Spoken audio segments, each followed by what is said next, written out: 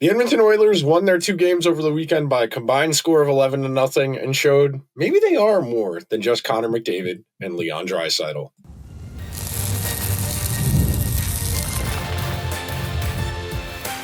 You are Locked On Oilers, your daily podcast on the Edmonton Oilers, part of the Locked On Podcast Network, your team every day.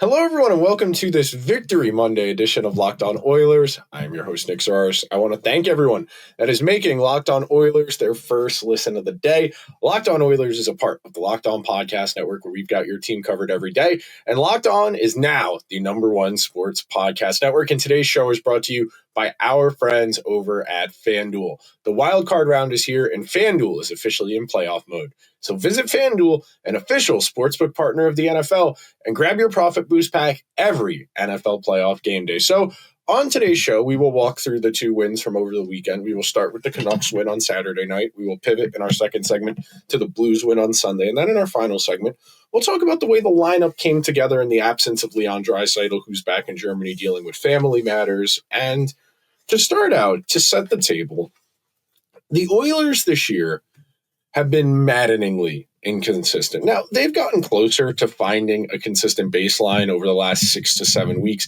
as Connor McDavid has elevated to play at the highest of levels possible and has really rose the floor of this group. And then you have the return of Tristan Jarry from injury, who's made the start Saturday against Vancouver. You've had Connor Ingram come in and do a nice job spelling whether it was Tristan Jarry, when it was Jarry was hurt, or in place of the starts Calvin Pickard would have made instead. So starting out with the win on Saturday against the Canucks, anytime you're down a player like Leon Draisaitl, you got to get resourceful. You got to get inventive. And the Oilers assembled a lineup that I think was the best case scenario. And it helps when you're playing a done team. And Vancouver, make no mistake about it, is done. They traded away their best player in Quinn Hughes. They reportedly are trying to give Evander Kane away less than a year after trading for him over the summer.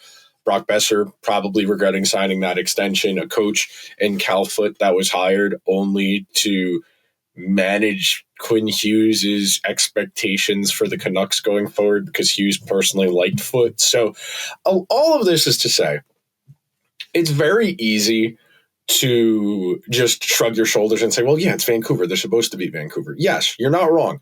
But at the same time, to go out there without Draisaitl, your second best player, who drives his own line with supplementary pieces like Kapanen and Podkolzin, and do it authoritatively and get good results from the guys who, generally speaking, are what you would consider the depth, that's an affirming feeling and something that we've really been waiting for this group. We've spent so much of this season talking about the Oilers' lack of scoring depth beyond McDavid, Draisaitl, Hyman, and Nugent-Hopkins, and those 4 are great players, and the Oilers' power play is running hot enough this year that they probably can get by, at least in the regular season, with middling underlying results from their bottom 6 that going into the weekend have been outscored 50-22 when McDavid and Draisaitl were not on the ice. So that the way they won on Saturday is very interesting. So number 1, you have Ryan Nugent-Hopkins going back down the middle, which is something we'll talk more about in our second and third segments as well.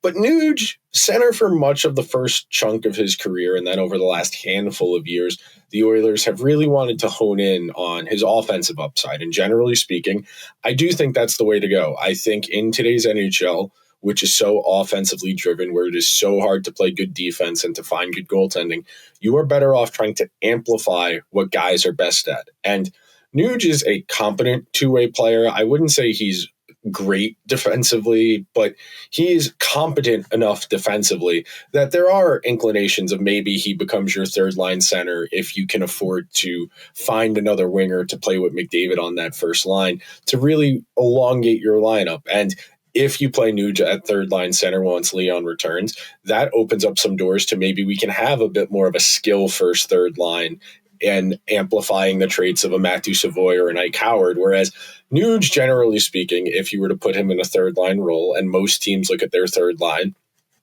as a game control line, that we don't have enough forwards to put out a third scoring line. So we look for things like forechecking, like pressure on the forecheck, trying to force turnovers to create cycle and forecheck opportunities as opposed to off the rush, dynamic play. But with no Draisaitl, the Oilers had to get creative, and playing Nuge, who has been a center at a reasonably high level in the NHL, down the middle in his absence, has worked splendidly over the last 2 days. Saturday night, Frederic, Kapanen, and Nugent-Hopkins combined. They outchance the Canucks 13-6. They outshoot them 6-4. They outscore them 2-0.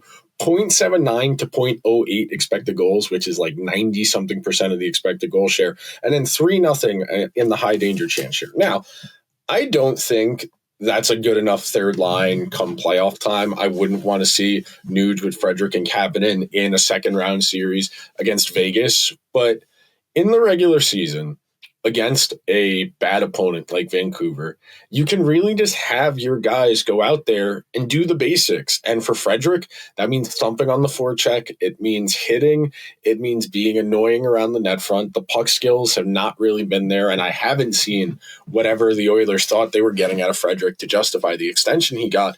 But he had a good game on Saturday, and I try when possible to point that out when guys who have struggled or are just not good players have good games, because you got to be fair, you got to be reasonable. And for Kapanen, who the Oilers really like, Kapanen who wants to stay, wants to become a long-term Oiler who needs an extension relatively soon, he has been a really complimentary piece. Now, he did leave the game. Kapanen did leave the game on Sunday with an injury. He did not return after the first period after he left, and we'll see what that does to the Oilers. I like to think Kapanen's skill set, the strong skating, the willingness to check, his above-average shot, those traits make him very versatile in where you can play him in your lineup. Now, we've seen him be a fourth liner in Pittsburgh, in Toronto, in St. Louis.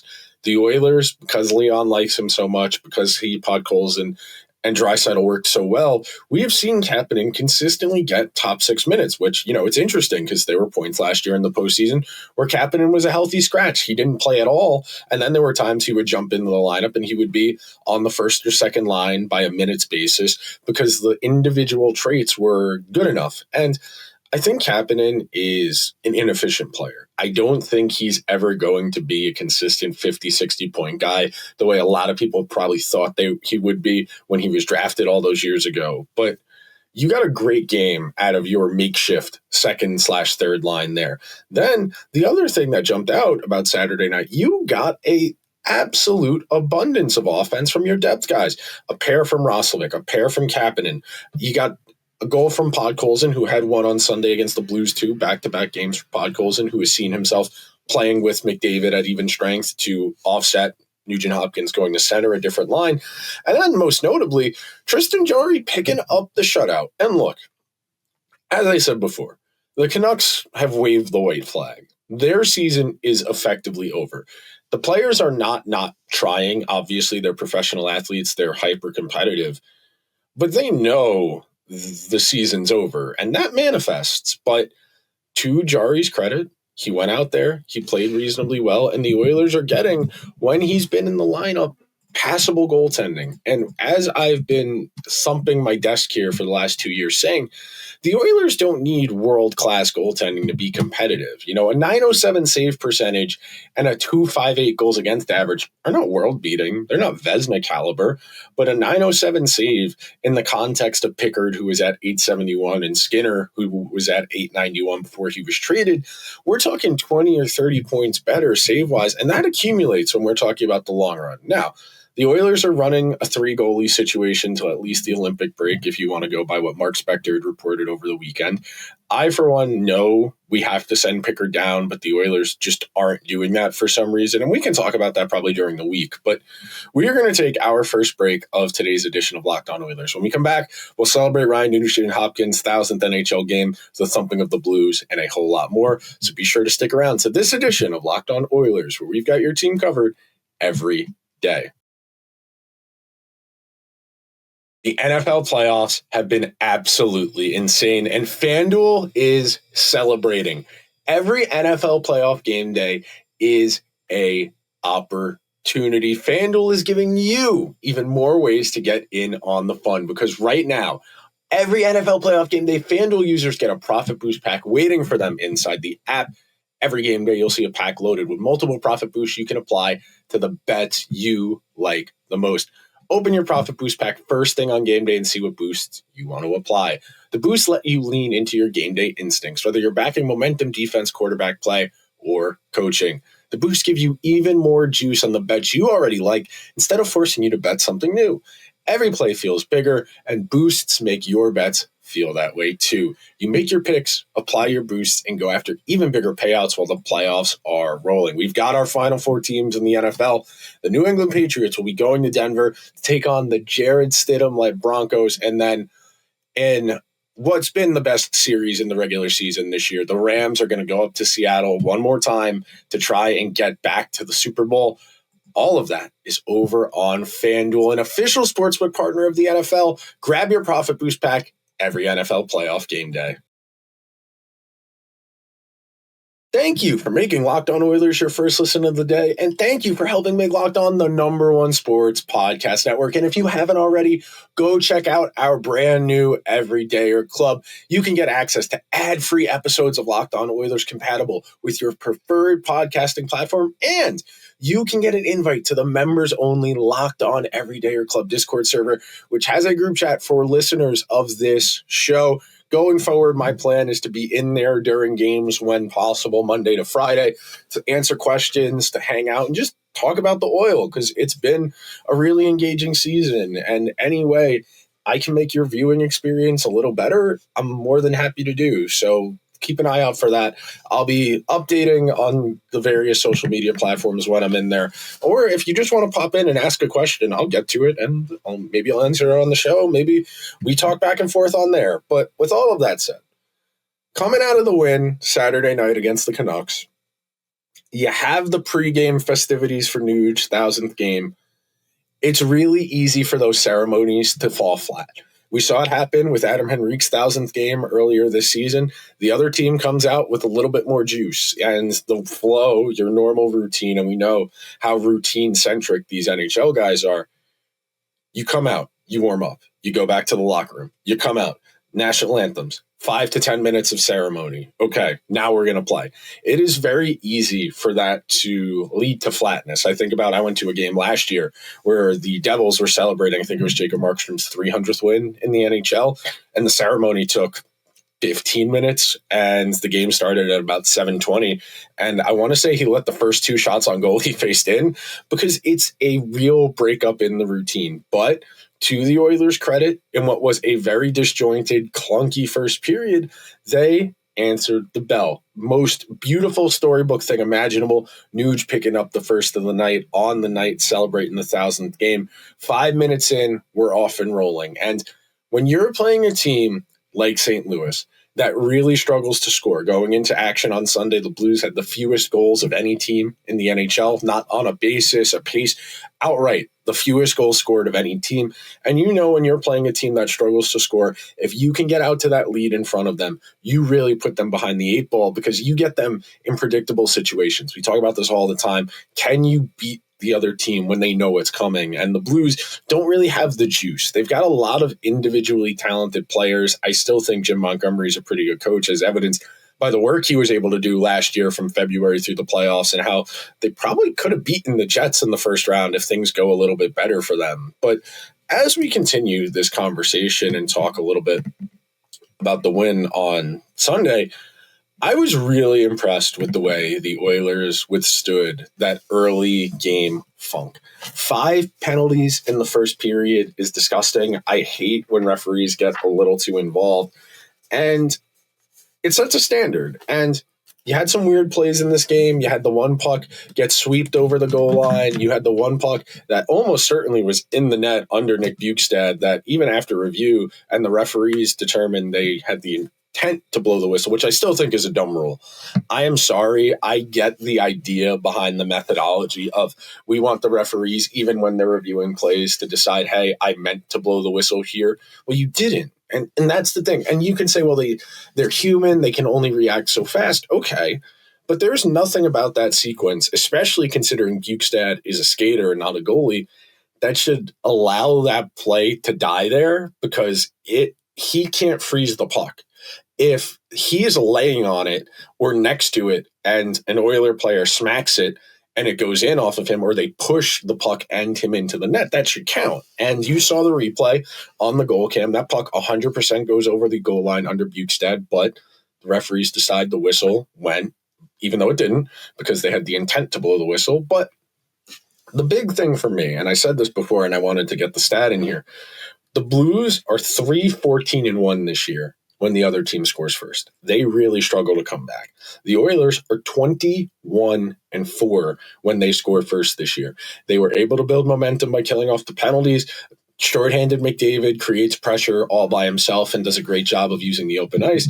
And most importantly, man, you put a beating on them. You got goals, again, similar to the conversation about the game on Saturday. You got a Zach Hyman goal, you got a Podkolzin goal, and you got, most notably, an Andrew Mangiapane goal, just his 6th of the year. But you come out of that first period up 3-0. You've already had the nude ceremony. Crowd is really juiced up. And you come out and you put that game away. And massive kudos to Connor Ingram, who was great tonight. I was thoroughly impressed with some of the saves he made. And I'll be fair, I did not want to see Connor Ingram up at the NHL level because I didn't think he was ready. I was very reticent to give a guy who didn't have good AHL numbers the chance to play up here, and I got to eat crow. He's been really good. His numbers, again, aren't lights out. They're not outstanding. But going into tonight, he was 4-3-1, a .907 save, a .249 goals against. Like I said before about Tristan Jarry, that's not world beating. That's not Vezina, but that's passable. And if the Oilers are going to get competent 5-on-5 play, an elite power play, and a night like tonight where the penalty kill goes lights out, they don't give up a power play goal against, everything lines up and the math goes the way it does. And that's one of the concepts I really find interesting when we talk about hockey, because it's very common in football to say, well, we need to get to 24 points if we want to win this game. How do we get there? Can we count on a defensive touchdown or a special teams touchdown? Are we that good on those sides of the ball that we can create points that way? Or if we're going to need to manufacture it offensively, how do we get there? And for the Oilers this year, where their defense and their goaltending has been suspect at times, getting to 5 means everything worked out well for you. Your penalty kill was perfect tonight. You got a contribution on the power play, which helps immensely. And when you're doing your math, that's the thing. You go 1 for 3 on the power play, you kill off all the penalties. Okay, so we're already up 1-0 there. Then you have the added bonus of getting depth goals. You get a Mangiapane goal. That's not something you're banking on a lot of the time. And when we're getting those depth contributions, that's what allows us to blow teams out.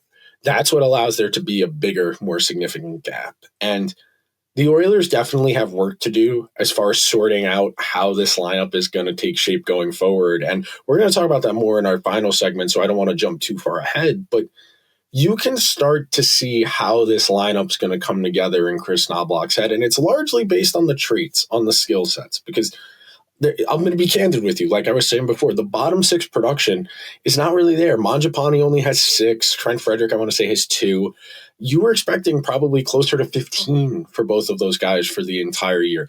Adam Henrique has had a really tough go of it scoring this year. Curtis Lazar, who I think we're going to do a full episode on later this week, because I've really been impressed with the underlying numbers he's put together so far in that limited 4th-line center role. I've been impressed, and we'll talk about Roslovic and Howard and Savoy. So there's a lot more to get to. Be sure to stick around to this edition of Locked On Oilers. We've got your team covered every single day. If you've ever hired someone who looked good on paper but wasn't the right fit, you know how important it is. When you want candidates who match what you're looking for, trust Indeed sponsored jobs. Hiring Indeed is all you need. Stop struggling to see your job post on other sites. Indeed sponsored jobs put your post at the top of the page and help you reach the right candidates faster. If I needed to hire someone for this show, I'd go straight to Indeed about very specifics of what I need. I would want real, practical podcast world experience. I would want hockey expertise. I would want video and audio editing expertise. Instead of struggling to get your job posting, Indeed sponsored jobs help your listing stand out, reach quality candidates faster. According to Indeed data, sponsored jobs posted directly on Indeed are 90% more likely to report a hire than non-sponsored jobs. Spend more time interviewing candidates who check all your boxes with less stress, less time, and more results using Indeed sponsored jobs. Listeners of this show will get a $75 sponsored job credit to help give you the premium placement your job deserves at Indeed.com/lockedon. Go to Indeed.com/lockedon right now and support the show by saying you heard about Indeed on this podcast. Terms and conditions apply.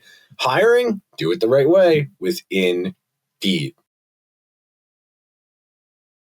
Thank you so much to everybody who is hanging out on this Victory Monday edition of Locked On Oilers. And putting your lineup together for the playoffs becomes part of that season-long journey.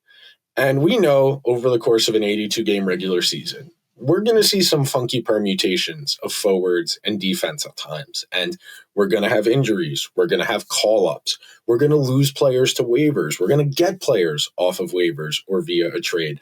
Or maybe we sign a free agent coming off of an injury like John Klingberg last year. And this next month or so, the NHL trade deadline is March 6th. It's a Friday early in the month of March. And you have the 2-week Olympic break in there. So realistically, we have about 2.5 weeks of NHL hockey, then the break, and then another week and a half, 2 weeks until the trade deadline.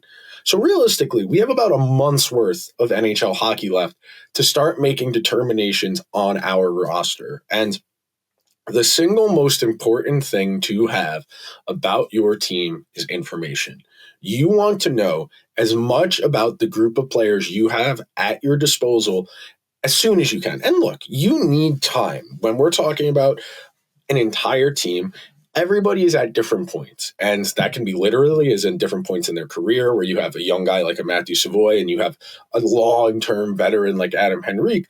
Those guys are at very different points of their careers. And we talk a lot about what can we expect, what's replicable, what sample size do we have. And the Oilers have shown you over the last year and change that they're willing to do weird things, to claim Kasperi Kapanen off of waivers, to sign John Klingberg as a free agent after not having played hockey in more than a year. The college free agents they've been able to pick up and the European free agents they've been able to pick up. And you have to get creative. Resourcefulness often does come out of desperation, and we know the Oilers are up against the cap ceiling. We know they don't have a ton of draft picks. So you need to find inventive ways to add things to your roster. And for me, the fact that they are keeping Howard in the lineup is encouraging. The fact that Savoy has played as much as he has this year is encouraging. Now, you would like to see more from them from a production standpoint, but they look like NHL caliber players. The game doesn't look too fast for them.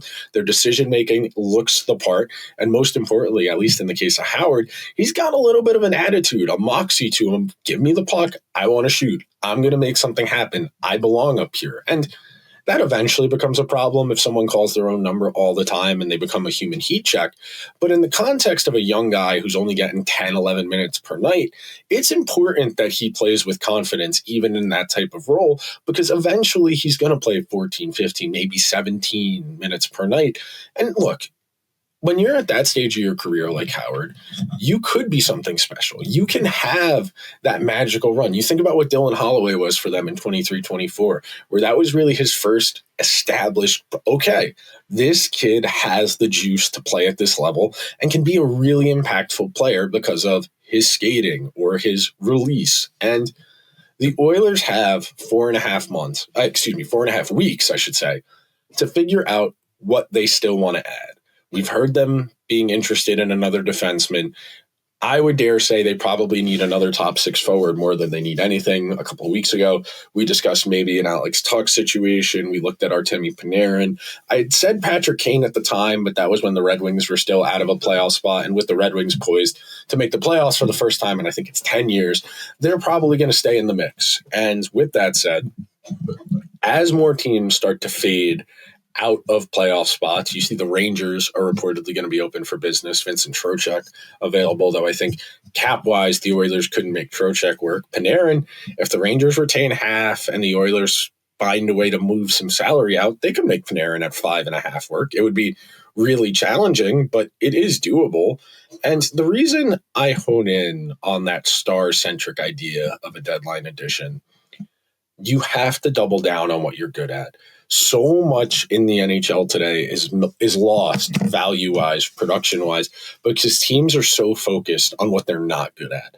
Instead of trying to double or triple down on players' good traits, they put them in positions to work on their bad ones. And we see it a lot with young guys. You see it with Matvei Michkov in Philadelphia right now, who's playing on his off wing, who's playing with Sean Couturier, who's playing with Noah Cates, who are defense-first forwards, who want to forecheck, who want to cycle, whereas Michkov is a rush player who wants to create 2-on-1s and 3-on-2s and use his release and his playmaking ability to create offense. And as the Oilers play with each passing day, you are learning more about this group. You are learning what Ty Emberson and Spencer Stastny, two guys who don't have huge NHL track records, are capable of, and how comfortable you are with where they're at in their respective careers. We have seen the Oilers over the last number of years go out and add defensemen at the trade deadline, even if we're talking only a seventh guy, just to have an extra body, because we know on the road to a Stanley Cup final and winning the thing, you're probably going to need 9 or 10 defensemen because guys are going to get injured, and you need competent replacement level players. Now, you went out and you added Jake Wallman last year, who was injured in the regular season and didn't really get going in the postseason, but had the strong underlying numbers and with a variety of partners at even strength in the postseason. So you think about the Oilers right now. You're watching Howard and Savoy get a lot of burn. You're watching Stastny, and you are watching Emberson get some run. You're seeing Podkolzin play with McDavid. You've seen Kapanen in the top 6. And most importantly, and something coming out of the weekend, I'm really starting to come around on. I'm really in on the idea of Ryan Nugent-Hopkins being the third line center in the playoffs. I think the Oilers desperately need a confident player there who has the capacity, I should say, to elevate their line mates. And Adam Henrique has been a really good player in the NHL for quite a while now, in his mid-30s. He's just not the same player he was. He does not have the foot speed to be an impactful player in that role. And if you can go out and find that top 6 winger, and you kick Nuge down there, and suddenly we're talking, well, we could play Nuge with Savoy and Howard. We could play Nuge with Savoy and Roslovic, and you have the opportunities now to lean into offense, to try and find more offense, because ultimately that's been the Oilers' undoing in the last 2 Stanley Cup finals, is in the non-McDavid Draisaitl minutes, the Oilers have not been able to score enough. Their power play has been good, but it hasn't been 35-40% good, because you're just not going to get that in a Stanley Cup final against the quality of competition you're going to see there. So the Oilers have the next month or so to figure out what they still want. And I think for me, you need to go out and get a top 6 winger. You play Nuge down the middle, and you really try and get the most out of your depth guys, and that should unlock more doors for you. I think you want to get Emberson and Stastny, as we were saying before, as much run as you can. If you want to try things like Podkolzin with McDavid to see, and maybe we try that, and that way Nuge is our third line center. Okay, I'd at least entertain it. Give me an idea. You have time to run. And look, in Draisaitl's absence, the Oilers have responded well. They have answered the bell.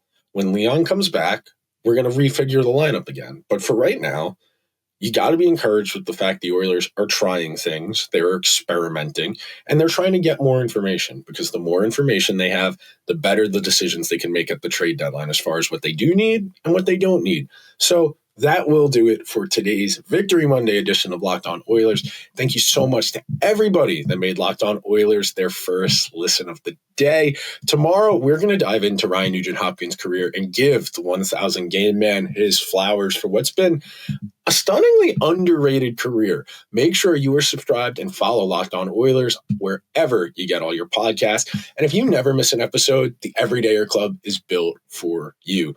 Get Locked On Oilers ad-free, plus members-only Discord access. Like we said before, I'm going to pop in there during games and answer questions and just hang out. And you can join the club through the link down in the show notes. For those of you on video, we send you to the first ever 24/7 National Locked On Podcast Network YouTube channel. On audio, make your second listen NHL Game Night on the Locked On NHL feed. Thank you so much to everybody who made Locked On Oilers their first listen of the day. I will talk to you guys tomorrow. Until then, let's go Oilers.